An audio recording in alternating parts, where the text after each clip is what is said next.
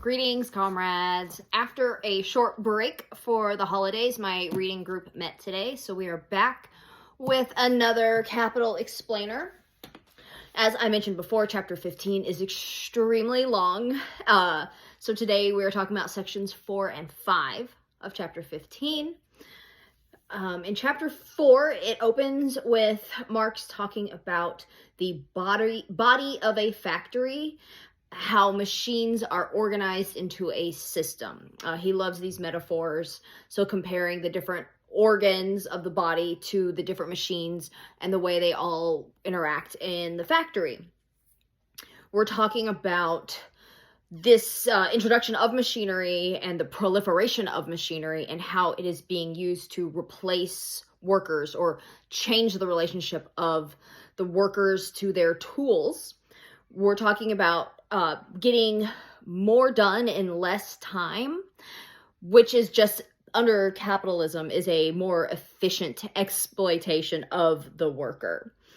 Here we have skilled workers being replaced by this machinery that you're just using, literally children, to run these machines because they have little dexterous hands, and he calls them feeders. They feed these machines, and that is replacing the skilled workers that used to use these tools to do the job, to create the widgets or whatever.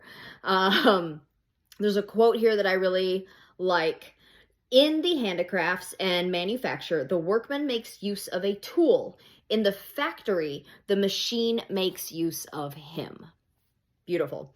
Section 5, we're just building on that and talking about this contest, this conflict between the capitalist and the wage laborer. And using machinery, he doesn't explain it as a weapon, but essentially people were getting mad at the machines rather than at the capitalist, right? We see this nowadays as well. People's jobs get automated, and rather than being mad at the system of exploitation, they get mad at the introduction of this new technology, anger at the machines. And this is what led to the Luddite movement. They literally burned machinery, and understandably, because they were losing their jobs.